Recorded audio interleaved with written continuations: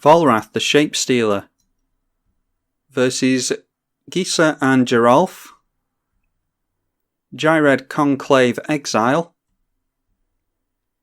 and Teneb the Harvester. We're keeping that 3 lands in the opening hand, and we should be able to switch on all of our colours with Reflecting Pool.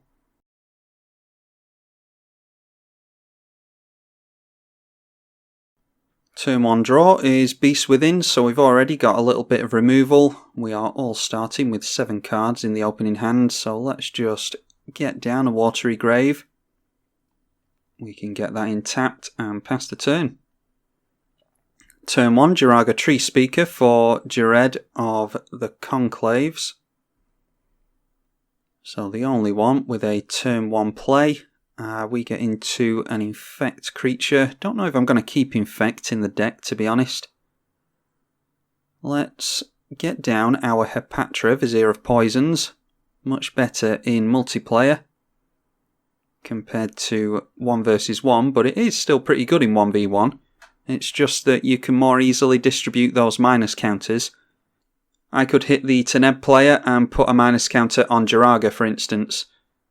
Although it wouldn't kill it now because it is a 1-2. Down comes Devoted Druid as well, so plenty of mana dorks coming in. Just playing a land and tapping out. We are going for a land, and then is it Cold-Eyed Selkie or Nest of Scarabs we want? No one's got an island in play. Oh yes they do. Gisa has an island in play. If we go for Nest of Scarabs, we can put a minus counter on a creature and then get an insect token, but we're not necessarily going to make use of that. I think we'll make more use out of Cold-Eyed Selkie swinging in next turn. It's unfortunate that it's so early in the game, so we can't get plus counters on her. But we will swing in it, Teneb. And then a minus counter can go on... Yes, the Jiraga Tree Speaker is more abusable. So we'll put one onto her. That gets us into a snake token with Death Touch. So we're starting things off pretty nicely. Might actually be worth building a multiplayer Hepatra deck. I tried her in 1 versus 1 and you kind of need everything to go your way to make her work in 1 versus 1. She can either really go off and explode, or she's just ground to a halt too easily. Oh, Norn's Annex, yeah. Okay, setting up a pillow fort by the looks of it. So, definitely want to get rid of Teneb sooner rather than later. A Field of Souls, whenever a non-token creature is put into your graveyard from the battlefield, you get a Spirit with Flying. That was a pet card of mine for quite a while, although I don't really think it's all that great a card. It's good wrath protection, I suppose.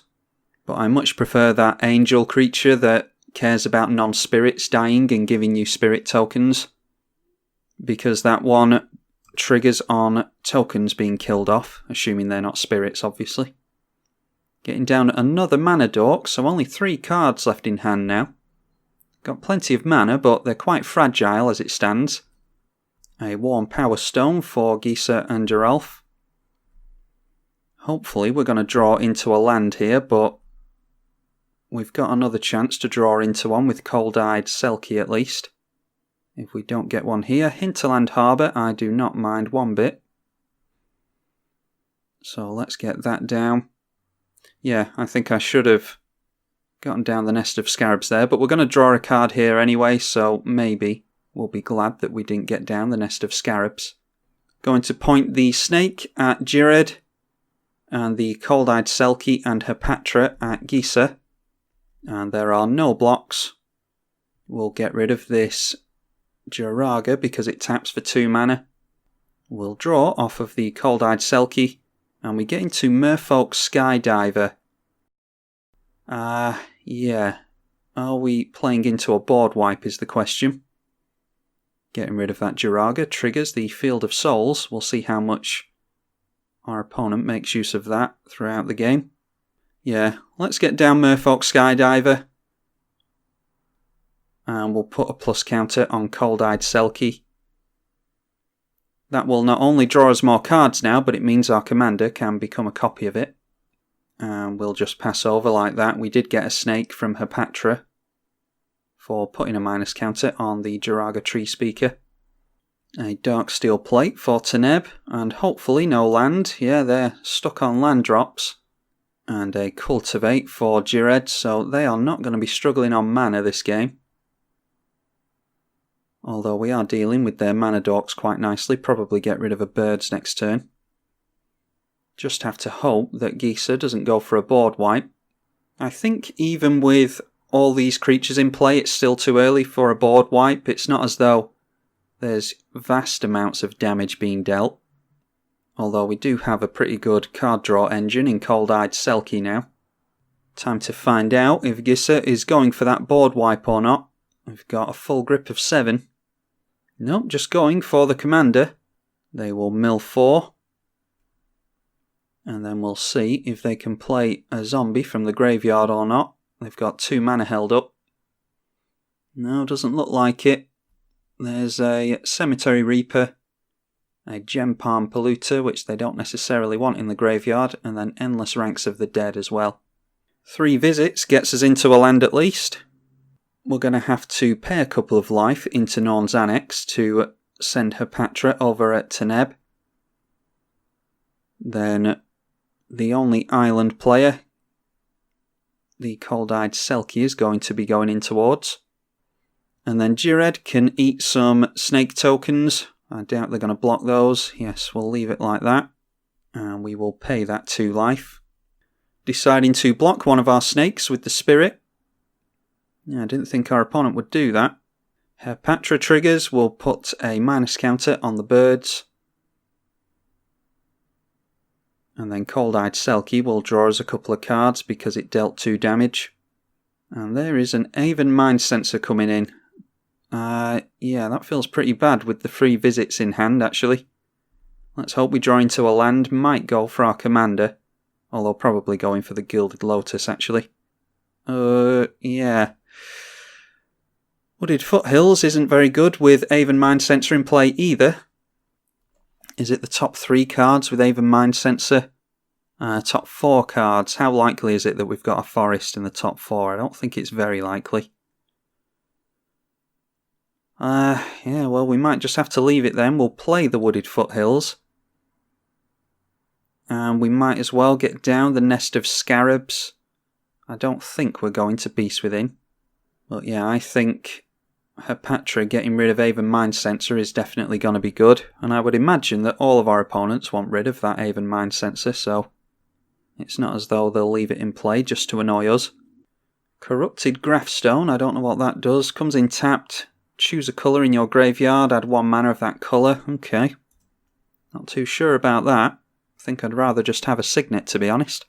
The Devoted Druid getting a minus counter on it to untap, so that will generate a couple of mana here. A Ghired's Belligerence is X damage divided as you choose amongst any number of target creatures. Whenever a creature dealt damage this way dies this turn, you populate, so that is going to be 1, 2, 3, 4 creatures dying, which means 4 more spirit tokens. So much for us getting rid of that Aven Mind Sensor then. I'm glad we didn't go for the Beast Within though, because there's a huge difference between spirit tokens being populated and 3/3 beast tokens being populated. Glad our opponent didn't hit the Cold-Eyed Selkie either, although they seem to know where that's going because it has Island Walk. I don't think it's as likely that a Naya or an Abzan player will get an island into play. Time for our opponents to start getting some removal into play though, because really want rid of this Aven Mind Sensor. Attacking into the Teneb with the Aven Mind Sensor, and I didn't see if they paid white or if they paid life into that. And it doesn't tell me in the game log for some reason. Secrets of the Dead, that seems pretty good. Our opponent may well have the Carrion Feeder and Gravecrawler combo with a Phyrexian Altar, and that would be able to draw them into their deck. Then a Cemetery Reaper coming out of the graveyard will draw our opponent a card. They can cast a zombie from the graveyard once a turn thanks to their commander. Kodama's Reach, yeah, nowhere near as good with Aven Mind Sensor in play. We might be forced into Black Sun Zenith here, which is unfortunate because we've got a counter onto our Cold-Eyed Selkie, but we do have Rolesque at least. We can put one back on. Let's draw first. Oh, go for the throat. Yeah, that fixes it. So in that case, we'll go for the throat instead. They do get into a spirit there. Then we'll crack the Wooded Foothills. We also got into Cross and Grip, which is good for the Norn's Annex as well. Throw down a Bayou. And then Kodama's Reach, because we haven't made a land this turn.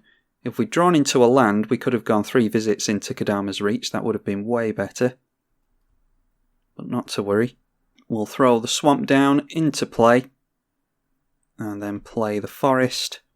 Tap out. And pass the turn over. Teneb just deciding to do nothing there. Now it's round to the Ghired player. And we'll see where all these spirits end up going. Okay, a Mimic Vat. Hopefully they don't get rid of our Cold-Eyed Selkie. Because a Cold-Eyed Selkie under the Mimic Vat seems really good. At least it probably wouldn't come in at us. It's not a huge amount of damage anyway. Okay, everything coming into us, most likely because our opponent doesn't like the fact that we got rid of their mana dorks with Hepatra. Hopefully our opponent doesn't get tunnel vision though, because there's plenty of combo stuff that Gisa and Geralf can do. And then Teneb just sitting there, going under the radar, doesn't necessarily mean that he won't do anything either. Unbreathing Horde coming down for Gisa and Geralf. Oh, and that's followed by Grey Merchant of Asphodel, which is 1, 2, 3, 4, 5, 6. So 6 to each of us. Our opponent goes up by 18 life. Yeah, Grey Merchant of Asphodel, pretty good for only 5 mana. And then a Bojuka Bog exiling our graveyard. Looks like everyone is gunning for us. Oh, and then Gisa and Geralf are at least going into the Ghired player, so maybe not too much tunnel vision. Still not getting into a land. Let's attempt to draw one with the Cold-Eyed Selkie. We've gotten some use out of this card this game, have we not? Alright, there's a Breeding Pool. There's also a Contagion Engine. That is good against the Ghired player. That means that we don't have to go for the Black Sun Zenith, which I'm trying to avoid because I don't want to knock this plus counter off. So let's go for the 3 visits first. We'll lay down the Tropical Island. And then it is Contagion Engine. This will put a minus counter on each creature a target player controls. So we'll go after Ghired with that. That will get rid of all of their creatures. They'll get a spirit, but we will get a bunch of insect tokens here. And they'll be able to put the Devoted Druid under the Mimic Vat, if they so choose. They decide not to do that. And we get a bunch of blockers into play, that's good. Then we'll shock down the Breeding Pool. And we'll get this Birds of Paradise into play, and we are accelerating on our mana quite nicely. Liliana Vess comes in. And we'll see if they go for the discard or the tutor. Most likely the tutor with that, I would have thought. Yeah, ticking down. They get to put a card on top of their library. I think maybe going for... I'd like to get down the Gilded Lotus, but going for our Commander and Cross and Grip onto... not that. Onto the Norn's Annex next turn might be an idea. Might encourage some of our opponents to go in towards Teneb. I think the Norn's Annex is holding them off of that currently. Trostani, Celestnia's Voice comes down for Ghired. Run that as a commander on the channel and very much enjoyed it. Need to go back to it. Distant Melody, choose a creature type and you draw for each card of that type. Well, I'm guessing they're going for Zombie there, which will be 3 cards for 4 mana.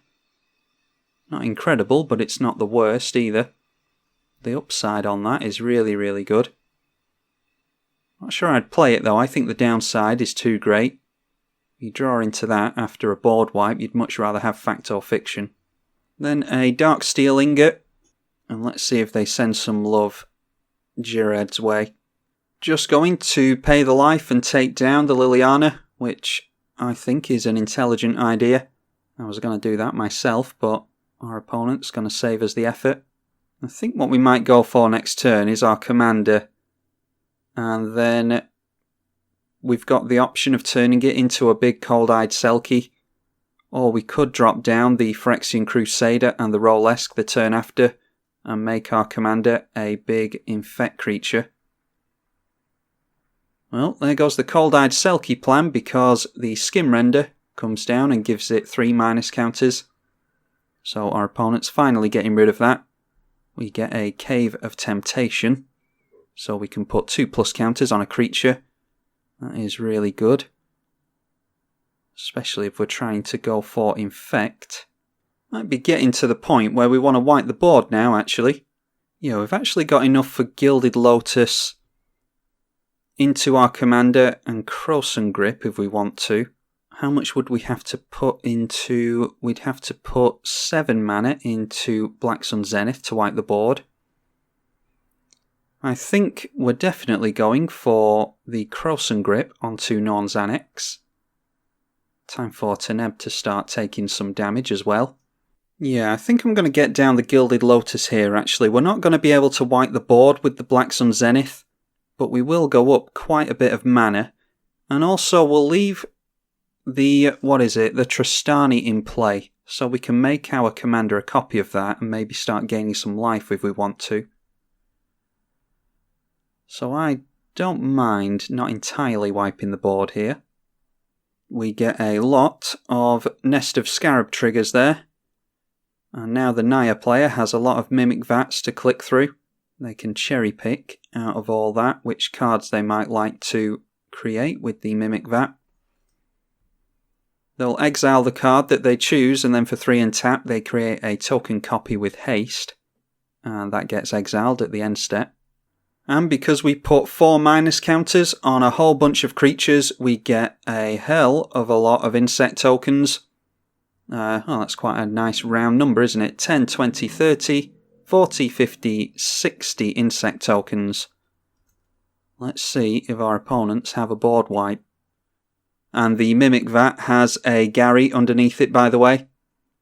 So that is a 2/4 that will come down and drain us all for 2. And our opponent will gain 6, so it's not the worst thing for 3 mana. Oh, and it will also gain some life with Tristani as well, so yeah, quite a nice thing to put under the Mimic Vat for Ghired, especially if they can proliferate it as well. Or populate, I should say, not proliferate. Our opponents are discussing whether they can do something or not. Let's see if Teneb can do anything. They are in Abzan colours. And they haven't really done much this game, so I would think they'd have a fair amount of removal. And there we go, there's a Contagion Engine. That will do something about our board. We're not actually too dependent on getting things going like an army of insects. That's just a nice byproduct of having Nest of Scarabs and Herpatra or Black Sun Zenith in play, something like that. But we can just get incremental value from this with our commander because it does throw minus counters around. So that's not the end of the world, but would have been nice to swing in with a bunch of insect tokens. Then Mimic Vat creating a copy of Gary. And our opponent hasn't made a land, so they can't necessarily populate that. And the Naya player jumping up to 36 life. Yeah, I think our commander coming down and making itself a copy of Tristani might be pretty good. Oh, and then they do drop a land, so there goes Populate, and they're going to jump up to way more life. If we can draw into some kind of haste enabler, we could try and get our opponent out with Infect. Might have to just build on that for a turn or two, though. Yeah, and then the Grey Merchant of Asphodel coming in at us, as you would expect. Only one of the tokens gets exiled because one of them was created with the Tristani. Gisa and Geralf coming into play again. Still plenty of mana held up over there. And then a Skin Render, most likely getting rid of the Tristani, which makes sense. It's a shame though, I was looking to gain some life off of that Tristani. Oh, and that will trigger Prized Amalgam as well.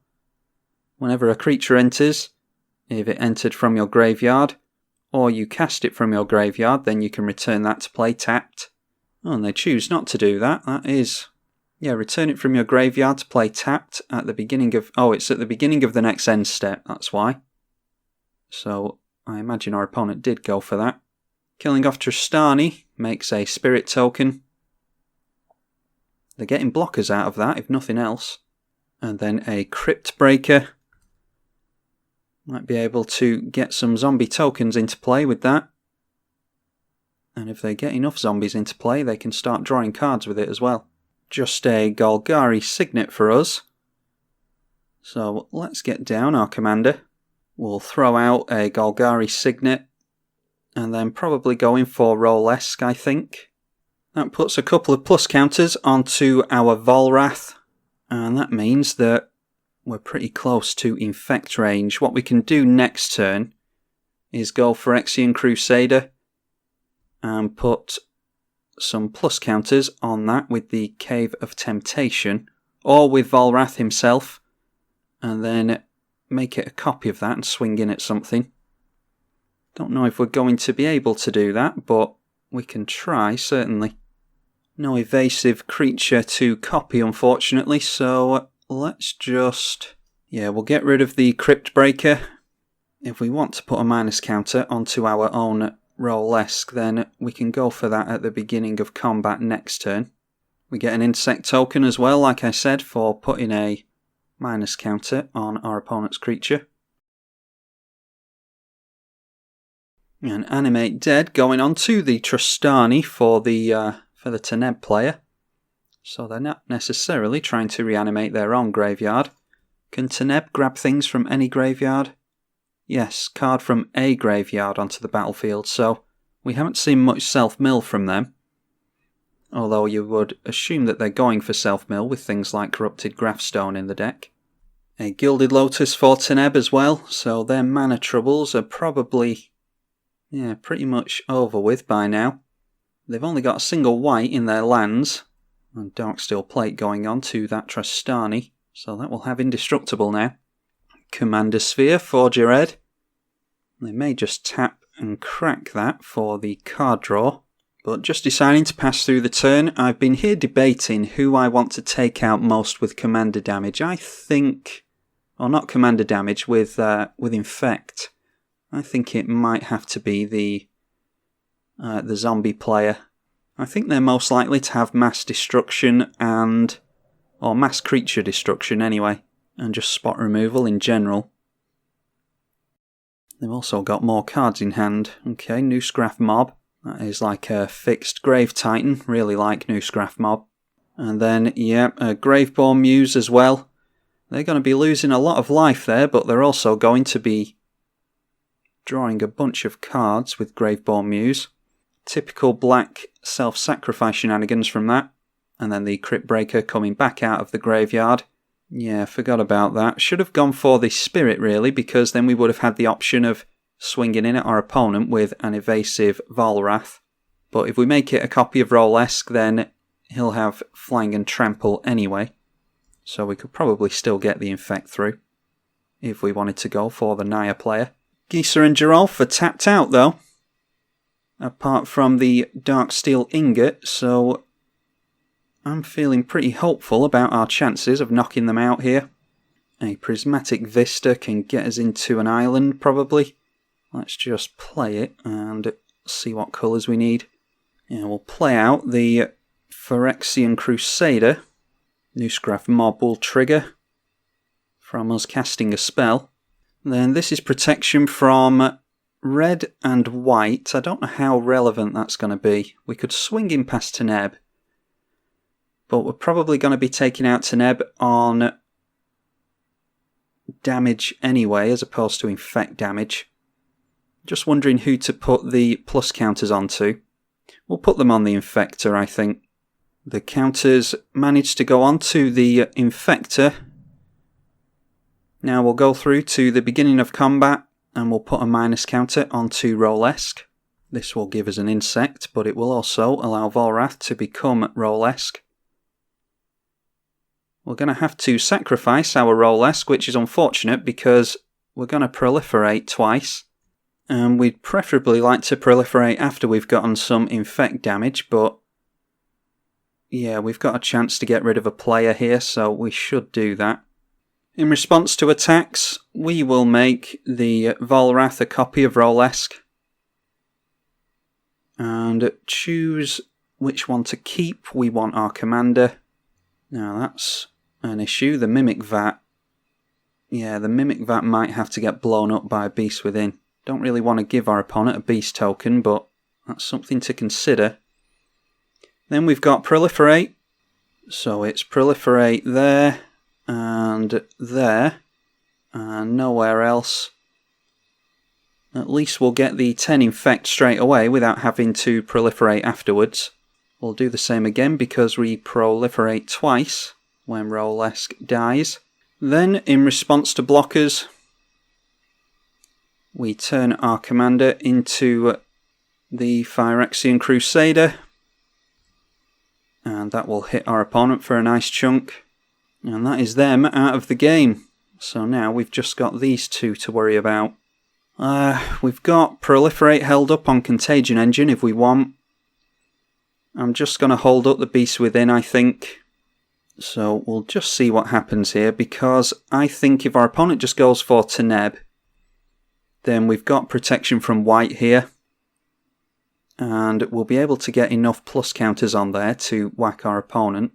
Garruk Wildspeaker. And it looks like the Ghired player was tapping down the Mimic Vat in response to that, but then decided not to, so Garruk comes down, and they're probably just trying to get a green creature into play here. No, deciding to untap a couple of lands. Maybe they've got a board wipe, 2 cards left in hand.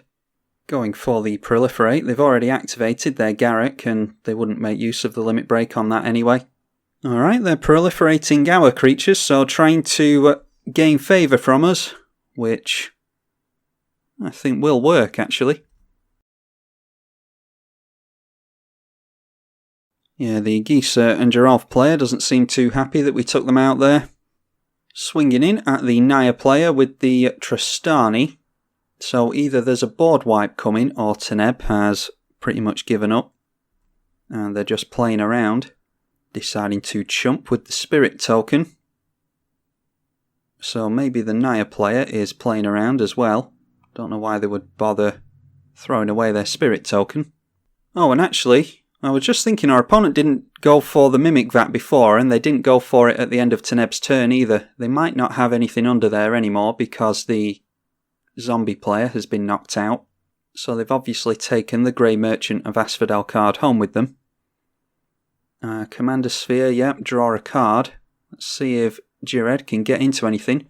Haven't actually seen Ghired played this game, unfortunately. Might be a good time to play him. Whenever you cast a spell, populate, yeah. But they might have a 2-mana spell that can populate the Grey Merchant of Asphodel, and they do. There's a Sakura Tribalkai. So, yeah, perhaps that is the right call. Draining each of us for 4. And not using the Beast Within as I assumed we would, so I am going to proliferate twice here. A Forgotten Ancient for us.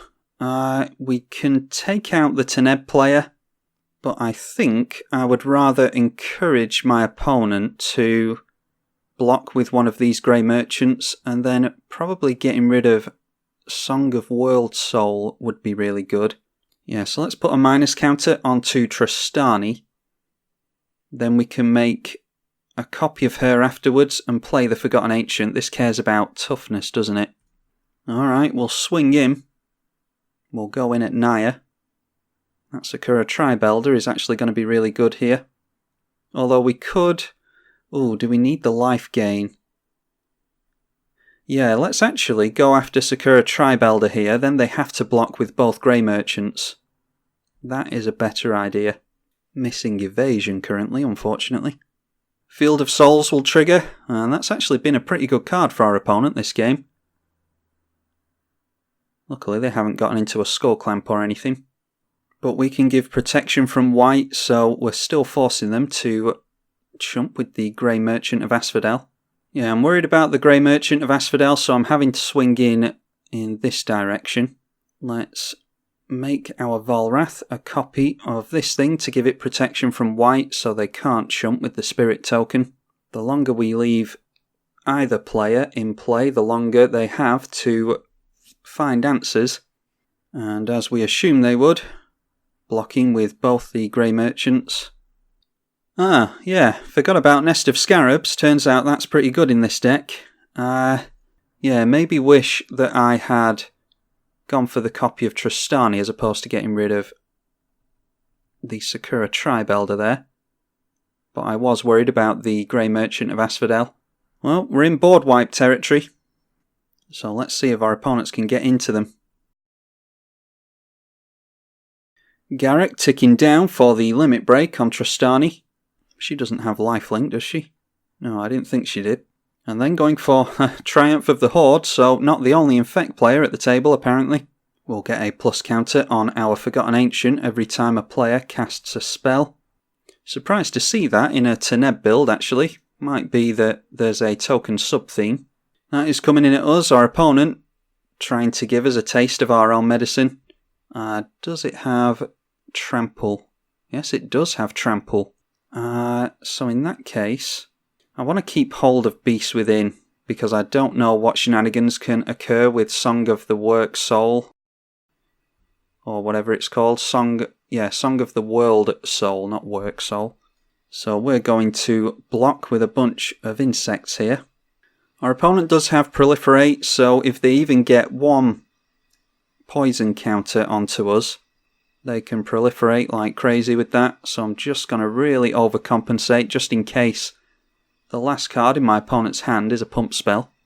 Yeah, I think that's more than enough to block with. And then Teneb deciding to concede. Clearly they don't fancy their odds of drawing into something next turn. Shouldn't concede there really because they don't know what the Naya player is going to do. It's not likely that we'll lose this one, but they might get into a board wipe. And that would put us in a tricky situation at that point. Felden of the Third Path. That's interesting. What can Felden go for? They'll be able to populate a spirit here. There's Aven Mind Sensor. That's white, so that won't help them. Yeah, there's some green creatures that they can chump with. So they're probably just trying to create green tokens. This is in your graveyard, yes. Won't have haste though, will it? And they tap down the Mimic Vat there for some reason. They don't have the Gary under there anymore. Yeah, and that looks like a shame scoop. That's a pity.